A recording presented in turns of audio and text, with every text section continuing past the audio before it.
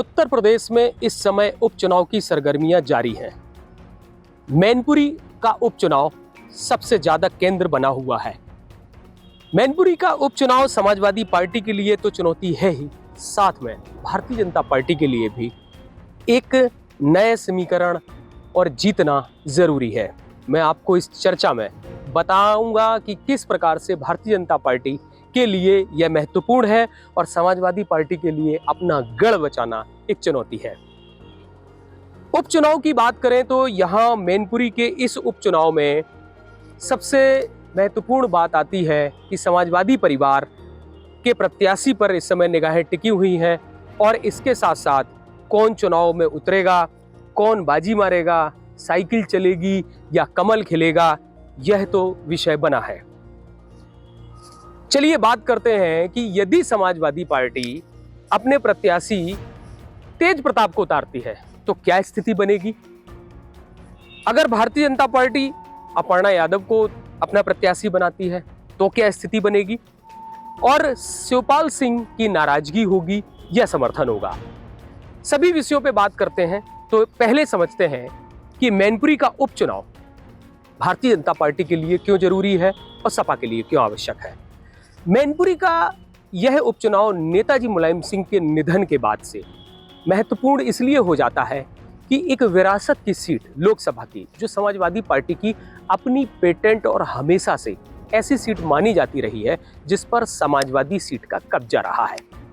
एक लंबे अरसे से, एक लंबे अंतराल से लगातार मैनपुरी केंद्र बिंदु रहा है और सपा की एक लोकसभा की मजबूत सीट कही गई।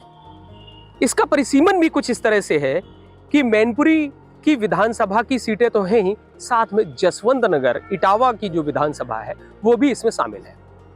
जसवंत नगर की विधानसभा को भी शामिल रखा गया था जिस समय परिसीमन हुआ था, तो एक ध्यान था कि अगर यह सीट हमेशा समाजवादी परिवार की रह सकती है, क्योंकि एक लंबे अरसे से कास्टिज्म का वोट, जातिगत वोट का फायदा लेने की इसमें एक कवायद की गई। इस परिसीमन में जो जसवंत नगर विधानसभा है उसमें सैफई गांव भी आता है, कुछ हिस्सा ताखा का भी आता है। अगर हम इसकी बात करें तो इसमें सबसे यादव बाहुल्य बड़ा क्षेत्र होने की वजह से यह सीट जीत का निर्धारण, यह विधानसभा जीत का निर्धारण करती है। मैनपुरी के इस लोकसभा चुनाव में अभी तेजी आई जिस तरह से समाजवादी पार्टी के परिवार के ही सदस्य तेज प्रताप को प्रत्याशी बनाने की चर्चा बहुत तेजी से इस समय चल रही है। तेज प्रताप यादव के अगर इसमें प्रत्याशी बनते हैं तो जसवंत नगर विधानसभा से उनको लीड मिलेगी और करहल से लीड मिलेगी, क्योंकि करहल भी जो विधानसभा है वह विधानसभा अखिलेश यादव वहाँ से विधायक हैं और करहल विधानसभा सैफई का बॉर्डर है, सैफई से लगी हुई है और सारे गांव, आसपास की रिश्तेदारियां, सभी लोग वहां से इंटरकनेक्ट हैं। क्योंकि करहल और सैफई गांव की दूरी आपस में लगभग 4 किलोमीटर की है। करहल के परिवारों के जितने भी लोगों के घर हैं, उनके खेत हैं, वह सभी खेत उनके सैफई में लगते हैं। सैफई वालों के करहल में भी वहां पर खेत और वहां पर आना जाना बहुत सहजता से होता है।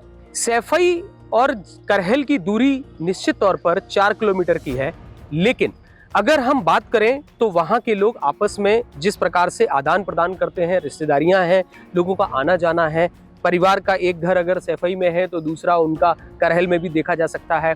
क्योंकि करहल में शिक्षा दीक्षा के लिए नज़दीक होने की वजह से करहल यह भी माना जाता रहा कि करहल में नेताजी ने शिक्षा ग्रहण की थी। इसके साथ साथ वहाँ जो सैफई के लोग थे, पहले जब तक सैफई का विकास नहीं हुआ था तो करहल का ही मार्केट करते थे और करहल में स्कूल शिक्षा के दृष्टिकोण से ठीक था। तो अब अगर बात आती है कि ऐसे पूरे परिसीमन में तो तेज प्रताप के प्रत्याशी बनने से समाजवादी पार्टी एक मजबूत प्रत्याशी खड़ा कर रही है और कम प्रचार प्रसार में यह जीत सकते हैं। दूसरी तरफ भारतीय जनता पार्टी के लिए प्रत्याशी बनाना एक चुनौती है, क्योंकि सबसे अधिक वोट वहां पर मैनपुरी लोकसभा में जसवंत नगर और करहल दोनों विधानसभाओं को जोड़ लेते हैं तो यादव बाहुल्य क्षेत्र है और यादवों का वोट नंबर 1 पर है। उसके बाद दूसरी भारतीय जनता पार्टी के लिए दूसरा अगर कोई प्रत्याशी वो लाते हैं तो यादव तो प्रत्याशी कोई ऐसा नहीं दिख रहा है जो मैनपुरी लोकसभा में अपना दावा ठोक पाए। साक्य वोट दूसरे नंबर पर साक्य वोट है, उसमें जो जसवंत नगर विधानसभा उसमें दूसरे नंबर पर साक्य वोट है जिसकी संख्या 1 लाख से अधिक मानी जाती है। ओबीसी वोटर की बात करें तो बड़ी संख्या है जो करहल में भी है। और अगर भारतीय जनता पार्टी अपना कैंडिडेट किसी साक्य को बनाती है तो ऐसी स्थिति में यह मान के चलिए कि एक चुनाव देखने लायक होगा, क्योंकि कास्ट पर अगर वोट होता है, अगर जाति पर वोट होगा, यदि यादव एकजुट होकर के समाजवादी परिवार को वोट करेगा तो बाकी की जातियां भी एकजुट हो जाएंगी। यह देखने को मिला था कि जिस समय अखिलेश यादव ने अपना विधानसभा में करहल से चुनाव लड़ा तो उस समय एसपी सिंह बघेल वहां प्रत्याशी बने, तो वहां वो एकजुट ओबीसी को करने में कामयाब हुए थे। लेकिन कास्टिज्म के वोट का इफेक्ट उनके ऊपर पड़ा और उसका नुकसान उनको उठाना पड़ा, जिस वजह से वो नहीं जीत पाए, लेकिन अखिलेश यादव वहां से विधायक चुने गए। अब अगर दोनों के अलावा तो यहां पर अभी भी तेज प्रताप की मजबूत दावेदारी देखी जा रही है। यदि कैंडिडेट बदला जाता है, भारतीय जनता पार्टी बहू अपर्णा को प्रत्याशी बनाती है, तो ऐसी स्थिति में अपर्णा के प्रत्याशी बनने के बाद तो लड़ाई दूसरी हो जाएगी, तो मजबूरी में समाजवादी पार्टी को अपना कैंडिडेट बदलना पड़ सकता है और ऐसी स्थिति में डिंपल यादव को चुनाव में उतारा जा सकता है। ये एक समीकरण है, यह एक परिस्थितियों पर चर्चा है जो यह की जा रही है आपसे। तो ऐसे में डिंपल के आने से ही समाजवादी पार्टी जीत पाएगी, क्योंकि डिंपल अगर आती हैं तो कई मुद्दे ऐसे होंगे जो आसानी से भुनाए जा सकते हैं और समाजवादी पार्टी वोटर को एकजुट करने में कामयाब हो पाएगी। डिंपल यादव के आने पर और दूसरी तरफ भारतीय जनता पार्टी में अपर्णा के आने पर समीकरण दूसरा हो जाएगा और यह भी मुद्दा बन सकता है कि असली बहू कौन। दूसरी तरफ यह भी मुद्दा बन सकता है कि समाजवादी पार्टी में अगर बात आती है कि यादव को एकजुट करना है तो सपा परिवार का प्रमुख सदस्य कौन। फिर कार्यकर्ता और वोटर्स को भी लगेगा कि नेताजी को श्रद्धांजलि देने का असली वक्त है, तो उनकी बहू जो असली बहू है उसको वोट किया जाए। तो इस तरह के परिसीमन में डिंपल को उतारने में समाजवादी पार्टी इंटरेस्टेड हो सकती है यदि बहू अपर्णा को भाजपा उतारती है तो ऐसी स्थिति में सपा फाइट करेगी और अपर्णा की सीट भी फाइट करेगी। अब दोनों के अतिरिक्त अब तीसरा जो किरदार है इस पूरे मैनपुरी उपचुनाव में शिवपाल सिंह का, उनको नहीं नकारा जा सकता, क्योंकि शिवपाल सिंह जसवंत नगर से विधायक हैं और शिवपाल सिंह एक बड़ी लीड लेकर के हमेशा से विधायक बनते हैं। तो जसवंत नगर विधानसभा में यादव समाज की बात करें तो यादव समाज और बाकी की ओबीसी का जो बहुत बड़ा तबका है वो व्यक्तिगत संबंध शिवपाल सिंह से रखता है। तो अब असली बात आती है कि शिवपाल सिंह का रुझान किसकी तरफ जाएगा। अगर शिवपाल सिंह का रुझान सपा परिवार के फेवर में जाता है तो जीत सपा की सुनिश्चित होगी। यदि शिवपाल सिंह इंटरेस्टेड होते हैं कि भारतीय जनता पार्टी के कैंडिडेट के लिए तो जीत भारतीय जनता पार्टी की सुनिश्चित होगी। यदि शिवपाल सिंह अपने आप को न्यूट्रल रखते हैं कि वो कुछ नहीं बोलते हैं तो ऐसी स्थिति में जीत सपा की भी हो सकती है, भाजपा की भी हो सकती है, तो कांटे की टक्कर होगी। क्योंकि मैनपुरी सदर सीट हो या बाकी का क्षेत्र जो अन्य विधानसभाएं हैं मैनपुरी की, करहल और जसवंत नगर को छोड़ करके, तो वहां पर भी शिवपाल सिंह का अपना इतना दबदबा है कि कुछ वोटर्स को वो प्रभावित कर सकते हैं। लेकिन शिवपाल सिंह का इसमें अहम रोल है। अंत में शिवपाल सिंह ही जीत और हार का कारण बन सकते हैं। अब अगर हम इन दोनों समीकरणों को किनारे कर दें और यह भी चर्चा आ रही है कि शिवपाल सिंह भी क्या चुनाव लड़ सकते हैं, इसका भी एक एनालाइज करते हैं कि शिवपाल सिंह अगर चुनाव लड़ते हैं तो किस पार्टी से लड़ेंगे। क्योंकि शिवपाल सिंह अगर चुनाव लड़ते हैं तो वो तो या तो प्रसपा से लड़ेंगे या फिर वो सपा से। तो सपा में संभावना ना के बराबर है इस समय, क्योंकि शिवपाल सिंह की भूमिका नेताजी के निधन के बाद से केवल परिवार में उनके शांति हवन तक तो दिखाई दी, उसके बाद से कोई राजनीतिक भूमिका सपा में दखल में नहीं है। तो ऐसी स्थिति में शिवपाल सिंह अपने आप को रिप्रेजेंट कराते हैं या वाकई मैनपुरी से चुनाव लड़ सकते हैं, यह तो सस्पेंस बना हुआ है।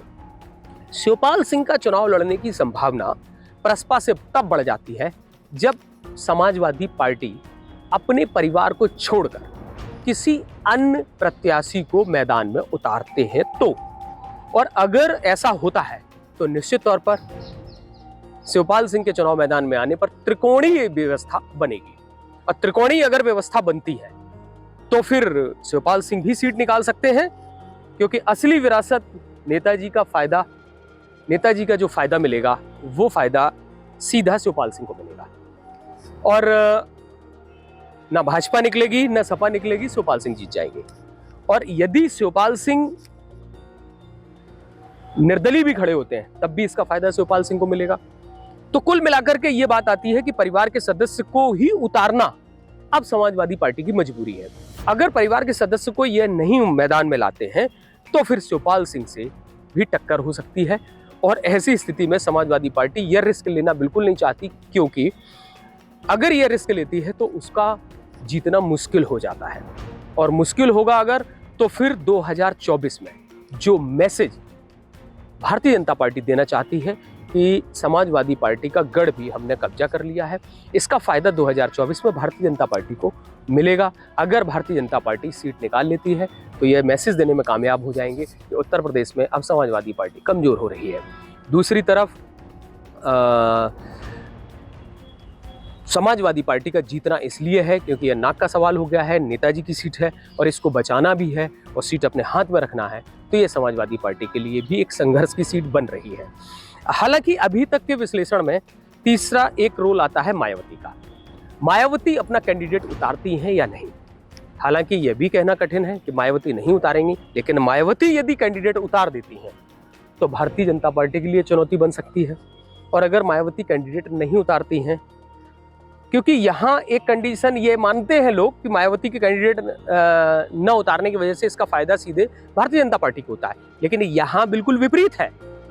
मायावती का कैंडिडेट यदि उतरेगा तो इसका सीधा नुकसान समाजवादी पार्टी को होगा, क्योंकि जितना वोटर है यहाँ पर एससी वोटर है वह सभी समाजवादी पार्टी को वोट करता आता है। अभी तक मायावती के कैंडिडेट न आने पर जितने भी किया है वह सब समाजवादी पार्टी को करते हैं।